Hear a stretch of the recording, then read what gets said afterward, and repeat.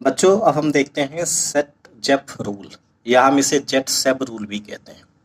ये रूल हमारा कहता है when in a compound two types of beta hydrogen, हमारा ऐसा कोई कंपाउंड हो जहां हमें दो टाइप के बीटा हाइड्रोजन प्रेजेंट हो, देन हम इलिमिनेशन रिएक्शन में वो एल्कीन फॉर्म करेंगे, दो एल्कीन फॉर्म होगा, लेकिन हमारा मेजर प्रोडक्ट वो एल्कीन होगा जहां सब्स्टिट्यूएंट ग्रुप क्या होंगे, ज्यादा से ज्यादा होंगे, वो हमारा मेजर प्रोडक्ट कहलाएगा।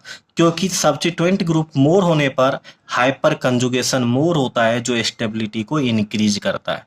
हाइपर कंजुगेशन एल्कीन की स्टेबिलिटी को बढ़ाता है। Stability of alkene increases. तो देखो, जिस कार्बन पे फंक्शनल ग्रुप होते हैं, जैसे यहाँ हैलाइड हमारा फंक्शनल ग्रुप है, उसे हम अल्फा हाइड्रोजन कहते हैं। अल्फा हाइड्रोजन के जस्ट बगल वाले कार्बन बीटा हाइड्रोजन कहलाते हैं। यहाँ हम देख सकते हैं 3 बीटा हाइड्रोजन प्रेजेंट है। तो जब आप इसे एल्कोहलिक केएच के साथ रिएक्शन कराओगे तो जो एल्कोहलिक केएच है इसमें जो OH ग्रुप होगा ये एज अ बिहेव करता है बेस। तो बेस हैवी होते हैं जिसके कारण ये क्या करता है, इसको अट्रैक्ट करता है। कहोगे सर आप ये OH माइनस एक्स पे क्यों नहीं अटैक करेगा, यहाँ के हाइड्रोजन पे क्यों नहीं अटैक करेगा अल्फा के? तो आप जानते हो एक्स भी नेगेटिव होते हैं, पार्शियल नेगेटिव, ये भी नेगेटिव है, तो दोनों रिपल्सन करेगा। रिपल्सन के कारण OH अल्फा हाइड्रोजन पे अटैक नहीं करेगा, OH अल्फा की जगह बीटा हाइड्रोजन पे अटैक करेगा और इसको कैप्चर कर लेगा।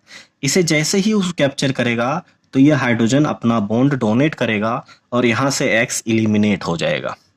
जैसे X इलिमिनेट हो गया तो CH2 डबल बॉन्ड CH2 होंगे। ये हमारी सिमेट्रिक एल्कीन फॉर्म हो रही, तो यहाँ हमें सेट-जेप रूल की कोई रिक्वायरमेंट नहीं है। लेकिन हम आगे देखेंगे जब हमारा सिमेट्रिक एल्कीन फॉर्म ना हो। आप देख सकते हैं हमने यहाँ पे लिया है 2 क्लोरोप्रोपेन। आप जानती होंगी नेमिंग करने के लिए नंबरिंग करना पड़ता है, तो 2 नंबर पे क्लोरीन आ रहा है तो हम इसका नाम क्या लिखेंगे, 2 क्लोरोप्रोपेन। इसे जब हम एल्कोहलिक केएच के साथ रिएक्शन कराएंगे, आप यहाँ देख सकते हैं कि क्लोरीन जिस कार्बन से कनेक्टेड है उसे हम अल्फा कार्बन कहेंगे, उसके बगल वाले दोनों ही कार्बन हमें क्या कहलाएंगे, बीटा कार्बन कहलाएंगे। तो बीटा हाइड्रोजन यहाँ भी 3 प्रेजेंट है, यहाँ भी 3 बीटा हाइड्रोजन प्रेजेंट है। यानी इस अल्फा कार्बन के साथ इनमें से हमारा जो OH माइनस बेस है वो इस हाइड्रोजन को भी कैप्चर कर सकता है या वो इस हाइड्रोजन को भी कैप्चर कर सकता है। जब वो इस हाइड्रोजन को कैप्चर करेगा तो यहाँ से H और यहाँ से Cl रिमूव करेगा, ये बॉन्ड इसको डोनेट करेगा, तो ये हमारा फॉर्म होगा ये फर्स्ट वाला एल्कीन। और यदि ये OH हमारा इस कार्बन पर प्रेजेंट हाइड्रोजन को कैप्चर करता है तो ये बॉन्ड इसको डोनेट करेगा, Cl रिमूव होगा तो हमारा ये एल्कीन बनेगा। लेकिन हम यहाँ दोनों केस में देख सकते हैं ये हमारा दोनों प्रोपीन है।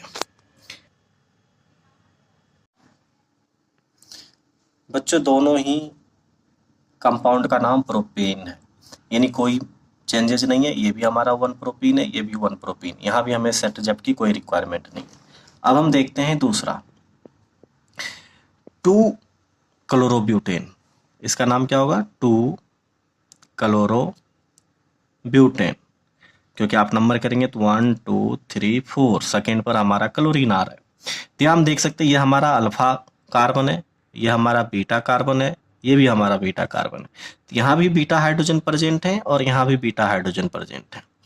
जब हम इस बीटा हाइड्रोजन पर हमारा OH माइनस अटैक करेगा, यानी इस बीटा हाइड्रोजन को कैप्चर करेगा, तो ये बॉन्ड इसको डोनेट करेगा, तो ये वाला हमारा एल्कीन फॉर्म होगा। और यदि ये OH माइनस इस बीटा हाइड्रोजन को कैप्चर करता है तो ये बॉन्ड इसको डोनेट करेगा और ये वाले हमारे अल्फा, ये वाले हमारे एल्कीन फॉर्म होंगे। आप देख सकते हैं ये हमारा एल्कीन है, यानी ये हमारा फंक्शनल ग्रुप है। इस फंक्शनल ग्रुप के पास वाले कार्बन को हम क्या कहते हैं, अल्फा कार्बन कहते हैं।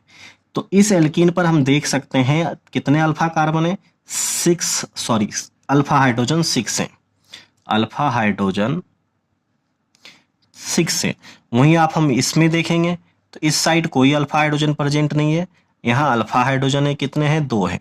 तो जहां अल्फा हाइड्रोजन ज़्यादा होंगे वो ज़्यादा स्टेबल होगा, जहां अल्फा हाइड्रोजन कम होंगे वो मोर स्टेबल होगा। तो ये हमारे सबसे ज़्यादा स्टेबल होते हैं, तो ये हमारा मेजर प्रोडक्ट कहलाता है। इसे हम सेटजेप प्रोडक्ट भी कहते हैं। ये 81% फॉर्म होता है, वहीं ये 19% फॉर्म होता है, ये हमारा माइनर कहलाता है और इसे हम हॉफमैन प्रोडक्ट भी कहते हैं। दूसरा मैंने आपको बताया था ऊपर कि मोर नंबर ऑफ सब्स्टिट्यूएंट ग्रुप, तो आप यहाँ एल्कीन पे देख सकते हैं 1 और 1 2 सब्स्टिट्यूएंट ग्रुप है। इस एल्कीन पर देख सकते हैं एक ही सब्स्टिट्यूएंट ग्रुप है, तो इस हिसाब से भी ये हमारी एल्कीन जो हमारी होगी ये मोर स्टेबल होगी। तो नोट डाल करके लिख लेना बच्चों, alkene which has more number of alpha hydrogen is more stable, that alkene is called Saytzeff product. हम एग्जाम्पल देख सकते हैं, आप इसके जगह एल्कोहलिक KOH ले सकते हैं, इसकी जगह आप हैवी न्यूक्लियोफाइल ले सकते हैं या बल्कि न्यूक्लियोफाइल, और सोडियम एमाइड ले सकते हैं। ये तीनों ही हम यूज कर सकते हैं क्योंकि ये हैवी होते हैं। अगर एल्कोहलिक की जगह आप एक्वस KOH यूज करोगे तो ये Cl को रिप्लेस कर देगा OH से, और सब्स्टिट्यूशन रिएक्शन में पार्टिसिपेट करके यदि हम यहाँ पर एक्वस KOH यूज करें तो ये क्या करेगा, यहाँ से Cl को रिमूव कर देगा और ये बनाएगा एल्कोहल। ये एलिमिनेशन रिएक्शन में पार्टिसिपेट नहीं करेगा। तो कंडीशन आपको ध्यान रखना है एलिमिनेशन रिएक्शन के लिए, अल्फा हाइड्रोजन का होना प्रेजेंट है। यदि अल्फा हाइड्रोजन प्रेजेंट नहीं होते हैं तो आप एलिमिनेशन रिएक्शन में पार्टिसिपेट नहीं कर सकते हैं।